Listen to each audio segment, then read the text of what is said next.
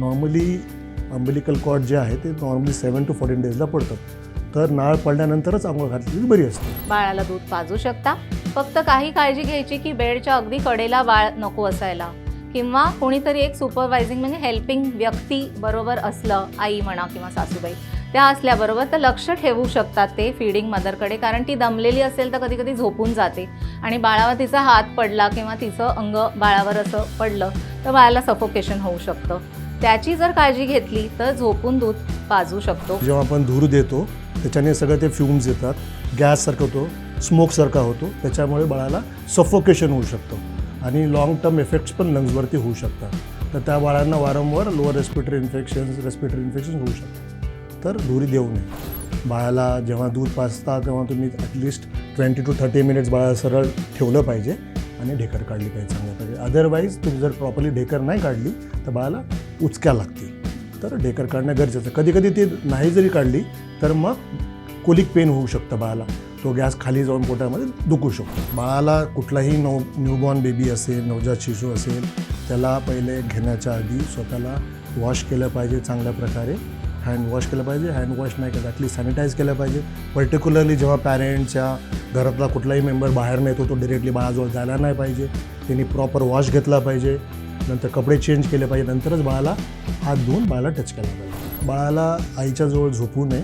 कारण की मागाच आम्ही बोललो की बाळ आई कधी कधी झोपेमध्ये टर्न होऊन सफोकेट होऊ शकतं, बाळ डेथ होऊ शकते. आयडियली बाळाला क्रेडलमध्ये ठेवलं पाहिजे, बाळ आईच्या बेडच्या बाजूलाच.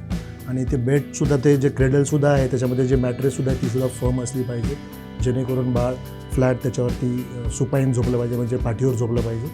आणि त्याच्या आजूबाजूलासुद्धा काही सॉफ्ट टॉईज या पिलो वगैरे नसले पाहिजे. अशा प्रकारे बाळाला क्रेडलला साईडमध्ये ठेवलं पाहिजे. अनेक महिला पुरुष आपल्या नवजात बाळांची चुकीची हाताळणी करतात.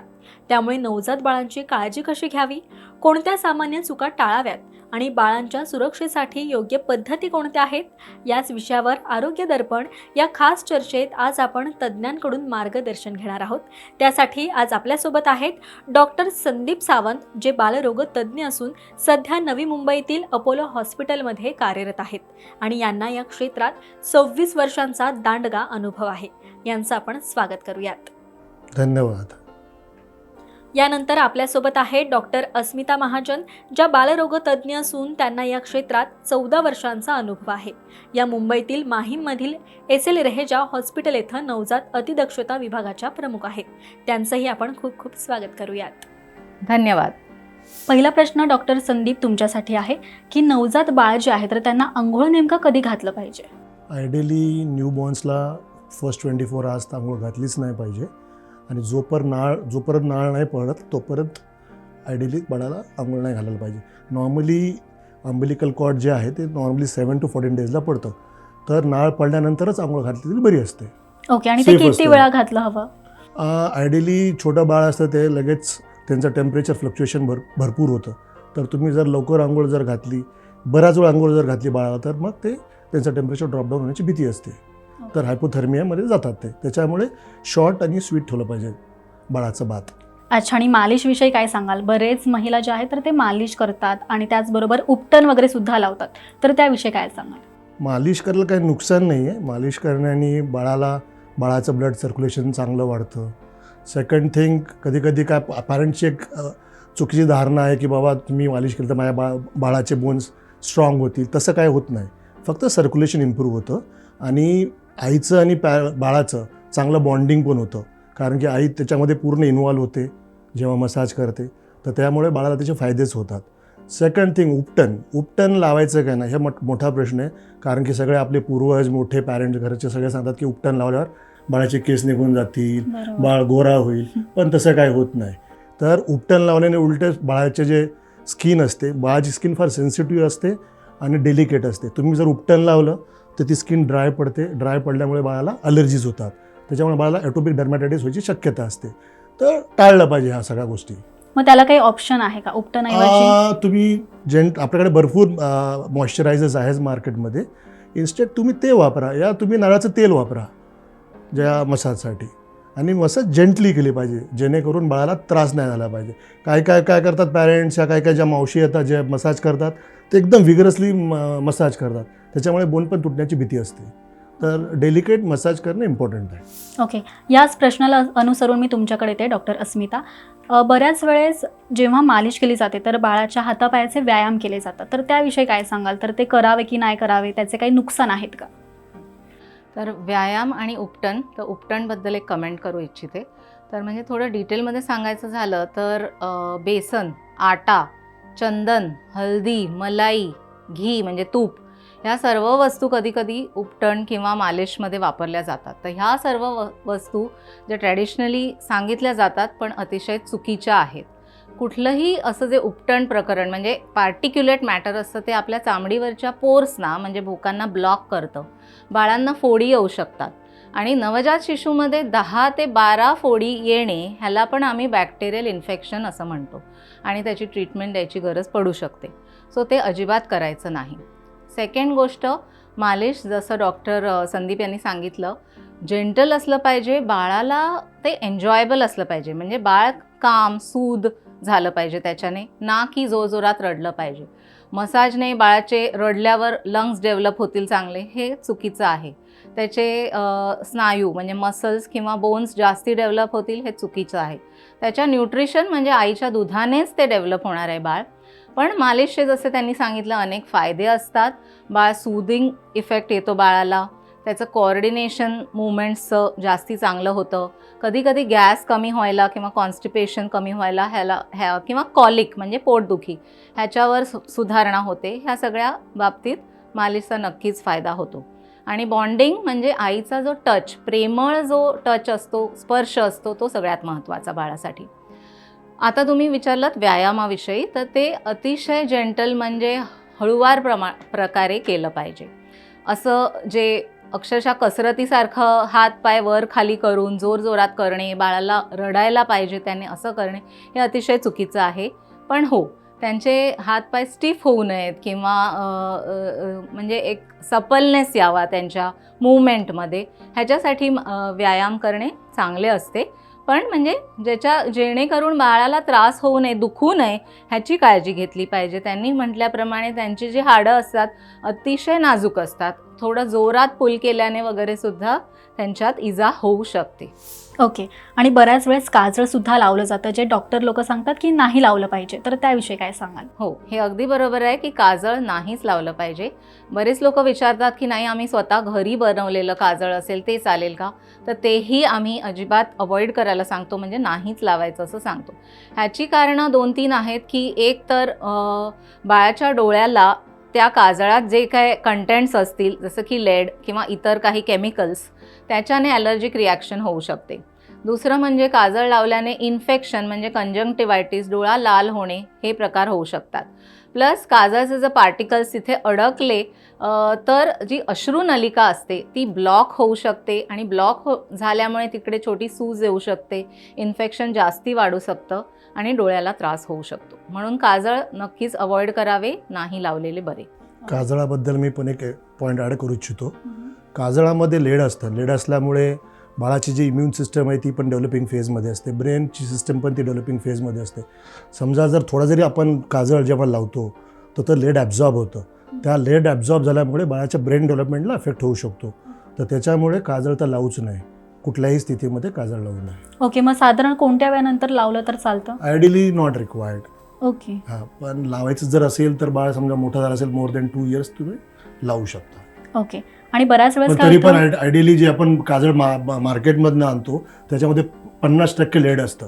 तर त्याच्यामुळे लेड कधीही लावणं योग्य नाही आहे, कारण की इकडून आपला जो म्युकस मेम्ब्रेन आहे डोळ्यांमध्ये त्याच्यातून लगेच ॲब्झॉर्प्शन होतं. तर ओके. त्याच्यामुळे न लावलेलं बरं.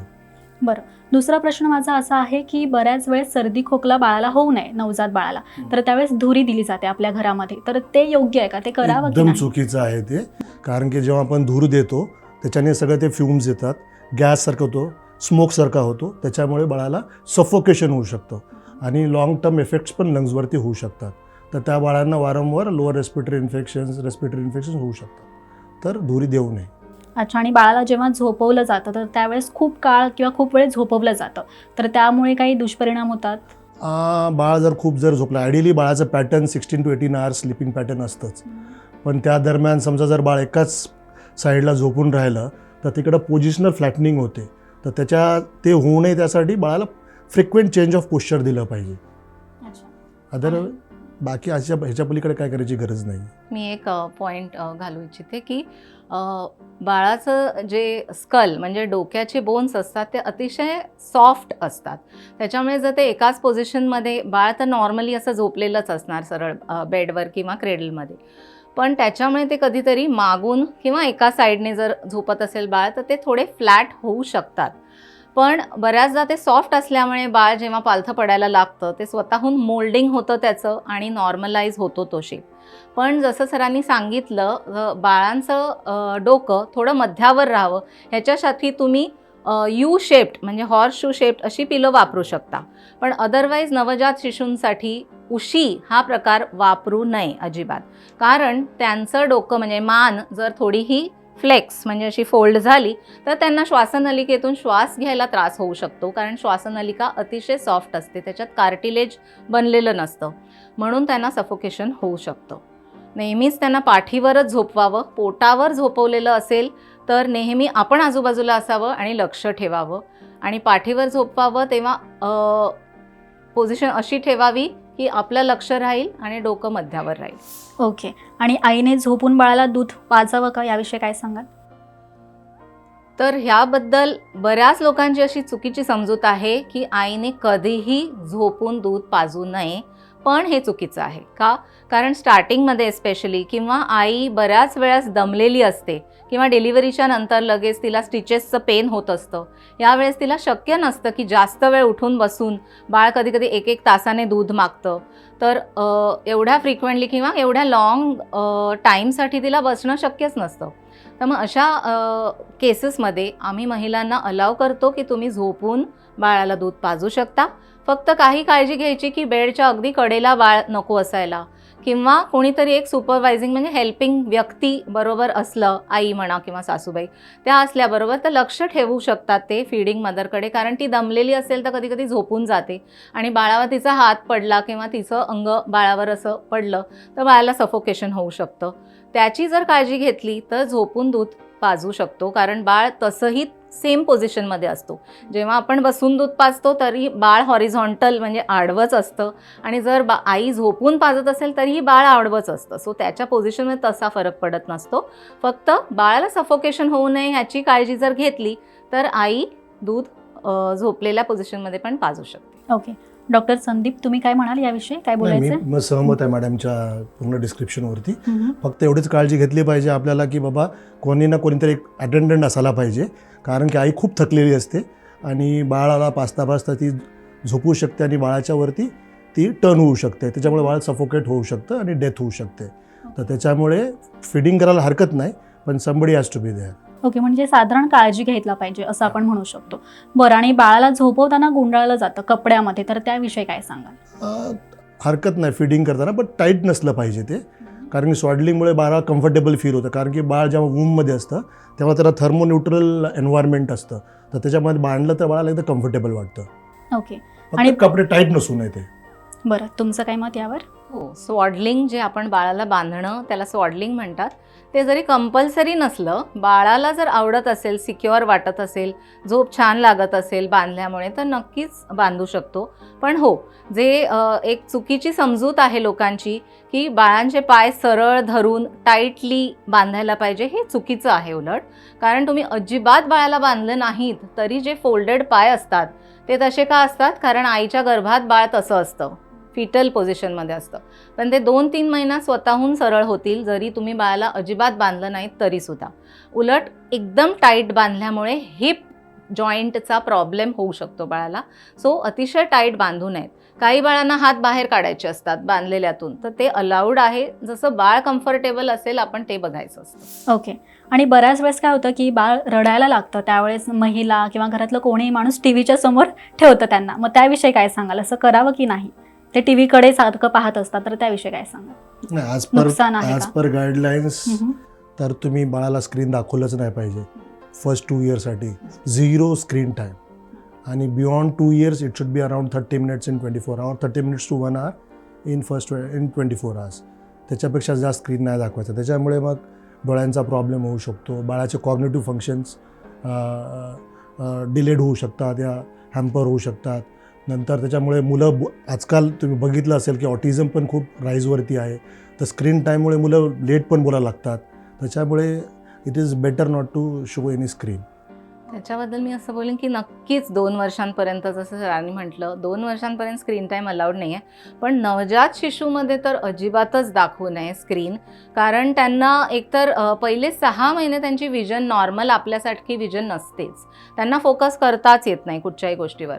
आणि स्क्रीनमधून जो जास्त तीव्र प्रकाश येत असतो त्याच्यामुळे त्यांच्या डोळ्यांवर किंवा एक हायपर स्टिम्युलेशन, म्हणजे काय, त्यांच्या ब्रेनला जास्त स्टिम्युलेशन मिळू शकतं, जे की चांगलं नाही आहे त्यांच्यासाठी.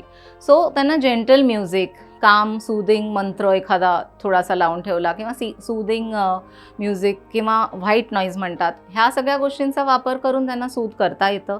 किंवा जेंटल स्वेईंग मोशन, म्हणजे हळूहळू त्यांना हलवून, जोरजोरात न हलवणे हे अतिशय गरजेचे आहे. तशा रीतीने त्यांना शांत केले पाहिजे. टी व्हीचा नक्कीच उपयोग करू नये. ओके.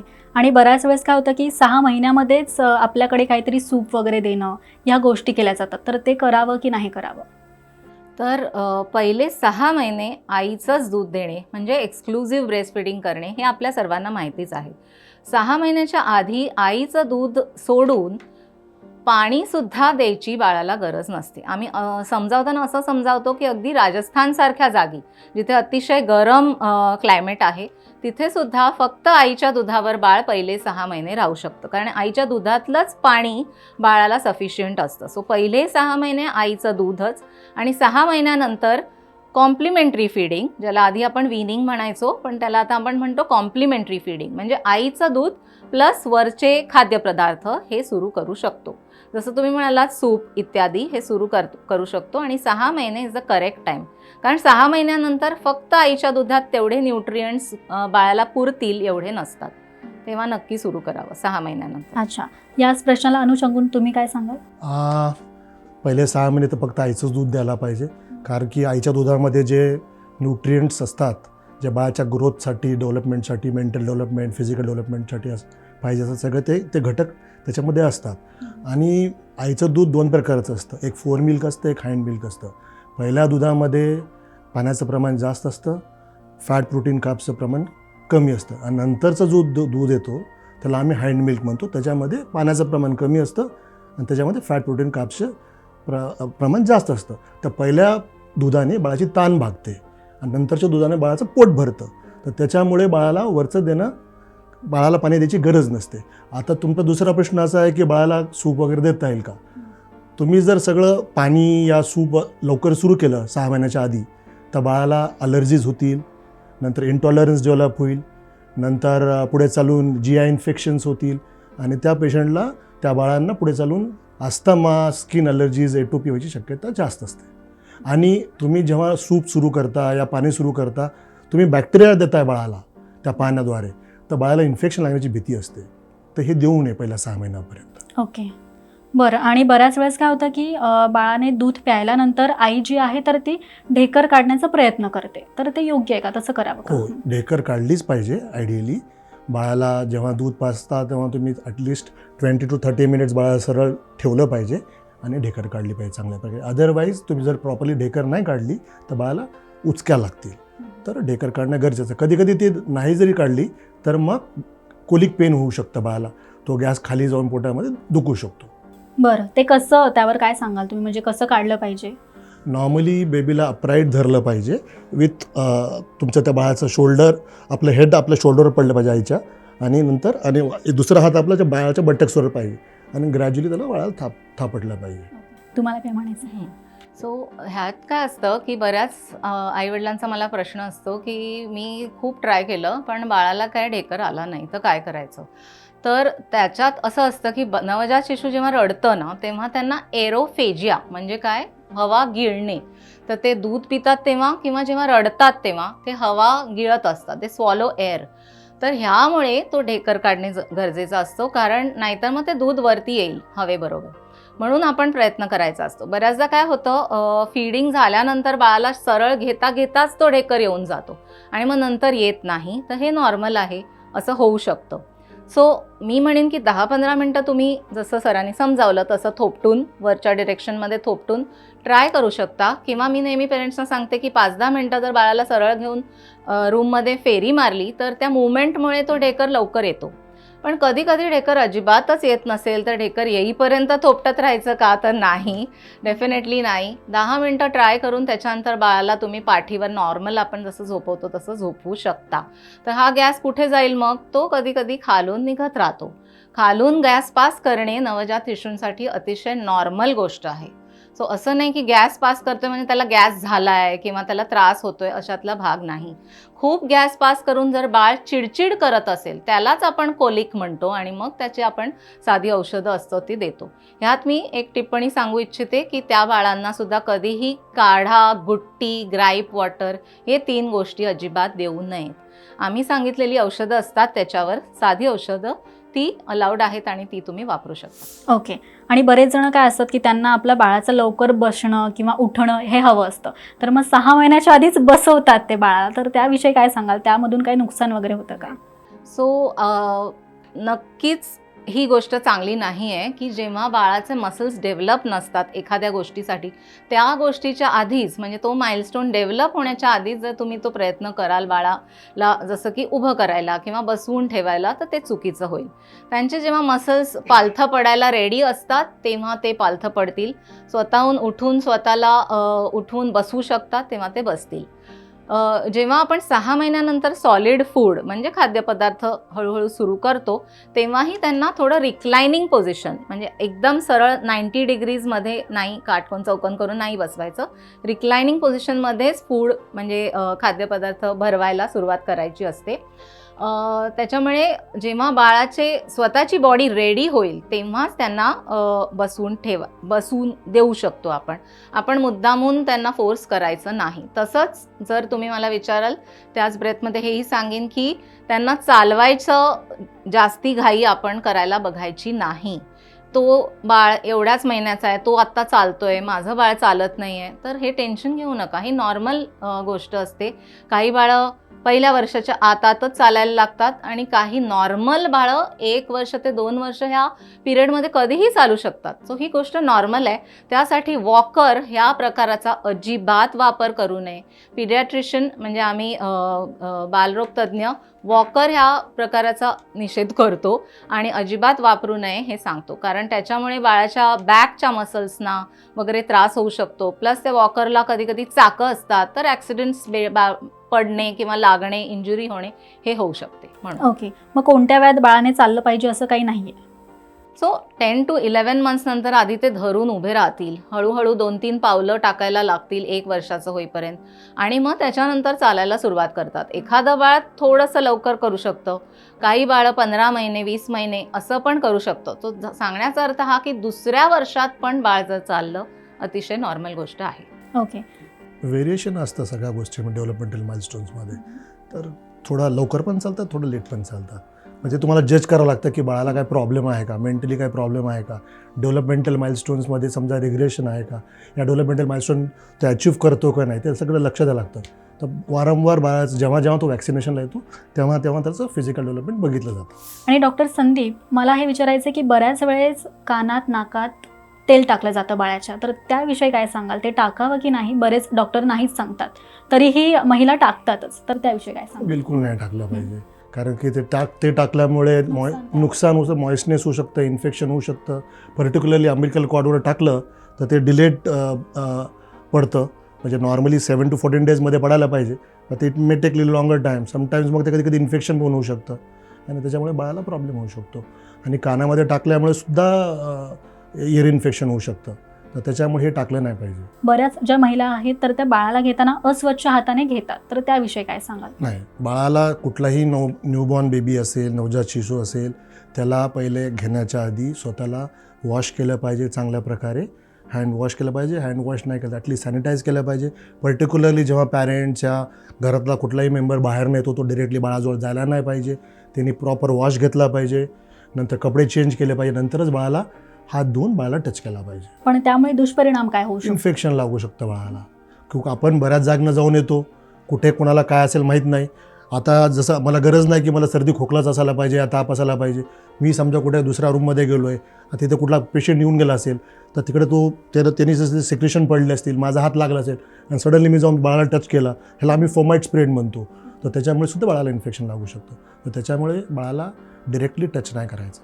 डॉक्टर अस्मिता, तुम्ही काय सांगाल?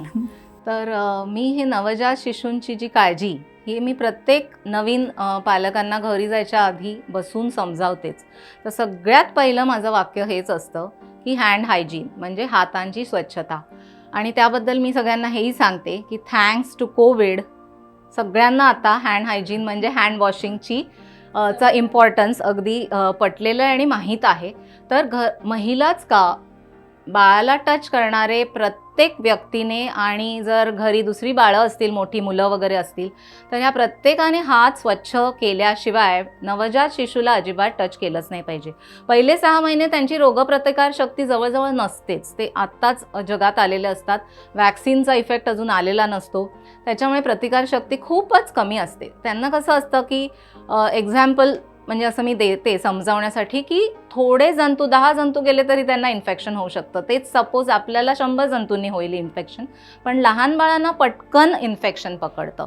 10 लोक जर त्यांना हाताळणार असतील तर इन्फेक्शन लवकर पकडण्याची शक्यता असते. म्हणून आम्ही हेही सांगतो की फंक्शन वगैरे घरी लवकर ठेवू नयेत.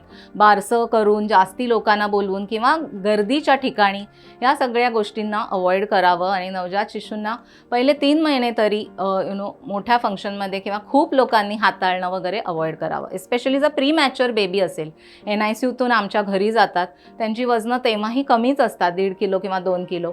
तर ती कमी वजनाची बाळं जेव्हा घरी जातात तर हातांची स्वच्छता अजूनच जास्ती महत्त्वाची ठरते. आणि जसं त्यांनी म्हटलं बाहेरून येतो आपण, टॉयलेटमधून येतो किंवा बाळाची सुसूपॉटी साफ केल्यानंतर साबण आणि पाण्यानेच हात धुतला पाहिजे. पण मोबाईल, जो आपला मोबाईल असतो, अतिशय मोठा स्टोर हाऊस असतो जंतूंचं. तर मोबाईलला टच केल्यावर, इथे तिथे चेअरला टच केल्यावर परत कमीत कमी सॅनिटाईज तरी केलंच पाहिजे. पहिले 6 महिने हे स्ट्रिक्ट ठेवलं पाहिजे. नंतर पण पाहिजेच तो रूल, पण तरी ॲटलिस्ट थोडं आपण रिलॅक्स होऊ शकतो. पण hand washing always important. Okay. आणि बऱ्याच वेळेस बाळाला घेतल्यानंतर फार हलवलं जातं, तर त्यावर काय दुष्परिणाम होतो? तर लहान बाळांचे सगळेच अवयव अतिशय नाजूक असतात, बरोबर. तर त्यांच्या मेंदूमधले जे रक्तवाहिन्या असतात याही अतिशय नाजूक असतात, फ्रजाईल असतात. तर त्यांना जर जोरजोरात आपण हलवलं, बऱ्याचदा काय होतं, आई दमलेली आहे, वडील दमलेले असतात, झोप झालेली नसते, फ्रस्ट्रेशन येतं, अगदी नॉर्मल आहे, खरं. सगळ्यांनीच एक्सपिरियन्स केलेलं आहे. पण अशा सिच्युएशनमध्ये पण आपण आपल्या इमोशन्स, फिलिंग्सवर कंट्रोल ठेवून बाळाची काळजी घ्यायची आहे. त्याच्यामुळे जेंटल मुवमेंट, बाळाला अगदी हलक्या हाताने हलवणे हे अतिशय गरजेचं आहे. जोरजोरात हलवून शेकन बेबी सिंड्रोम हे गोष्ट होऊ शकते, म्हणजे त्याला इजा होऊ शकते. अगदी एक्स्ट्रीम सिच्युएशनमध्ये मेंदूच्या आतमध्ये रक्तस्राव म्हणजे ब्लीडिंग हे डेंजरस कॉम्प्लिकेशन पण होऊ शकतं. आणि काय नाही केलं पाहिजे ह्याच्यात एकच गोष्ट ॲड करीन मी, की बरेच लोक ते झुला म्हणजे असा तो कापडाचं असतं ते जे बांधतात आणि त्याच्यात त्यांना सगळ्यांना असं वाटतं की बाळ जास्ती कम्फर्टेबल असतं, लवकर झोपून जातं. पण ते अतिशय डेंजरस गोष्ट आहे, अजिबात अलाउड नाही आहे. कारण ते त्याच्यात उशीसारखंच होतं, म्हणजे मान फ्लेक्स होते बाळाची आणि त्यांना श्वास कोंडू शकतो आणि सफोकेशन होऊ शकतो. म्हणून झुल्यामध्ये कधीच बाळाला ठेवू नये. अच्छा. आणि बऱ्याच वेळेस बाळ खूप रडतं वगैरे आणि अशा वेळेस गोंधळतं बाळ, मग त्यावेळेस काय केलं पाहिजे त्याला शांत करण्यासाठी? बाळाला पहिले तर आपल्याला कारण शोधावं लागेल की बाळ का रडतं आहे. पहिलं फर्स्ट अँड फॉरमोस्ट बाळ भूक लागली असेल तर रडेल. सेकंड थिंग आपल्याला बघायला पाहिजे की बाळाला टेम्परेचर तर नाही आहे. थर्ड थिंग कधी कधी डायपर वेट असेल, बाळाने लघवी केली असेल तर ओलं झालं असेल तर बाळ रडा लागेल. तुमचं रूमचं टेम्परेचर खूप थंड असेल या खूप गरम असेल तर बाळ रडा लागेल. पहिले हे कारण शोधायचे. पहिलं मग बघायचं बाळाला भूक लागली का, बाळाला दूध पाजून बघायचं. सगळ्यात फर्स्ट अँड फॉरमोस्ट बाळाला जसं दूध पाजलं, हंगर असेल तर बाळ शांत होऊन जाईल दूध पिल्या. कधी कधी बाळाला दूध पाजूनसुद्धा बाळाला असं वाटतं की बाबा आईने घेतलं पाहिजे जवळ, स्किन टू स्किन कॉन्टॅक्टनी पण बाळ शांत होऊन जातं. तिसरं समजा टेम्परेचर असेल तर मग त्याप्रमाणे आपल्याला पॅरासिटामॉल वगैरे देता येईल. नंतर there are few cues where we can आपण त्याला बाळाला शांत करू शकतो. जसं की स्वाडलिंग मॅडमने सांगितलं की बाबा बाळाला आपण जर स्वाडल केलं तर बाळाला कम्फर्ट फील होतं.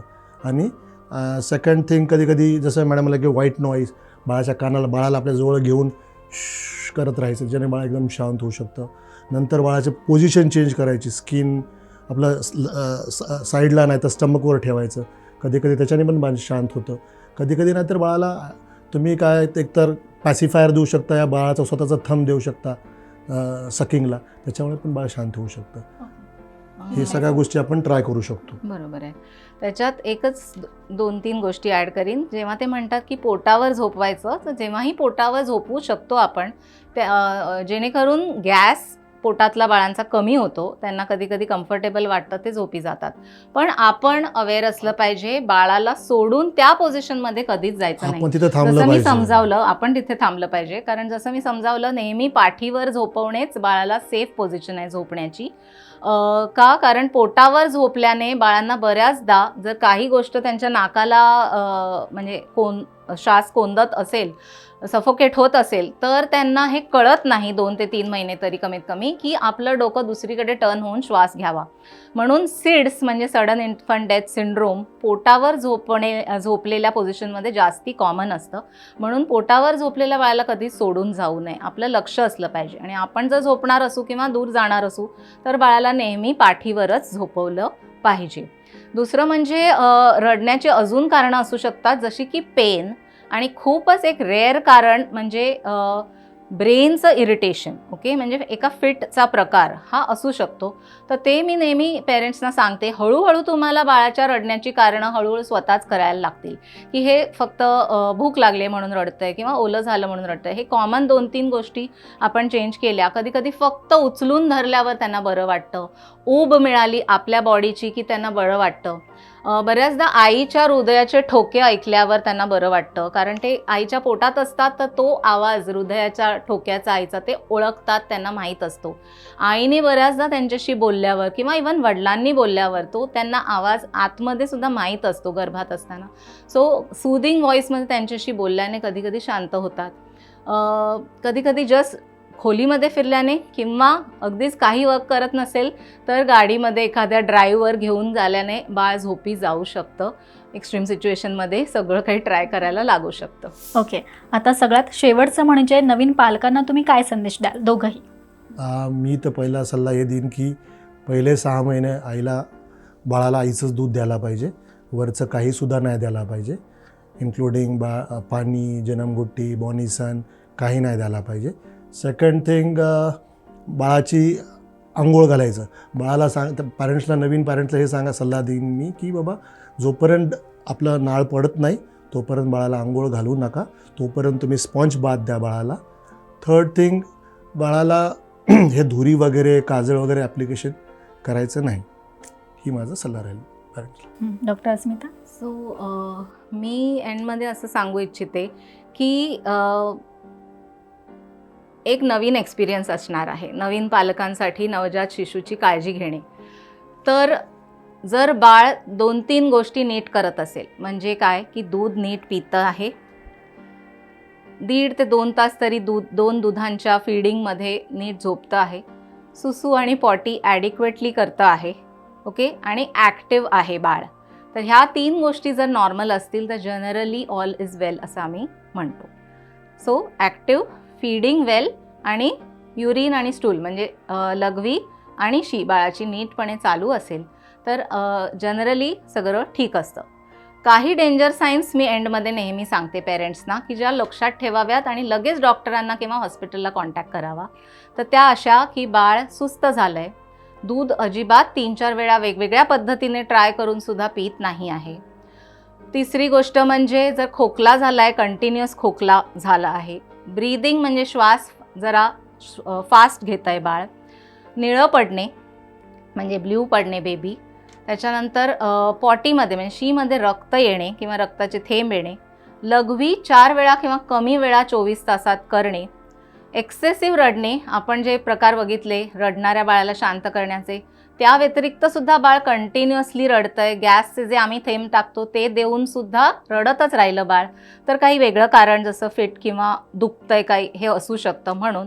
आणि लास्ट अतिशय रेअर गोष्ट, हाताची आणि पायाची फिट म्हणजे झटकासारखी मूवमेंट जर करत असतील तर हे सर्व डेंजर साईन्स असतात बेबीमध्ये, जेव्हा लगेच डॉक्टरांकडे जायला हवं. Okay, so thank you so much. एवढ्या वेळात वेळ काढून तुम्ही इथे आलात आणि एवढी उपयुक्त माहिती दिली त्याबद्दल थँक्यू सो मच. धन्यवाद. तर डॉक्टर संदीप आणि डॉक्टर अस्मिता यांनी नवजात बाळांविषयी पालकांना अत्यंत महत्त्वाच्या गोष्टी सांगितल्यात, ज्या अर्थात अनेकांना फायदेशीर ठरतीलच. आणि अशाच कोणत्या वेगवेगळ्या विषयांवर तुम्हाला जाणून घ्यायचं असेल तर आम्हाला कमेंट करून नक्कीच सांगा. पाहत रहा महाराष्ट्र टाइम्स. धन्यवाद.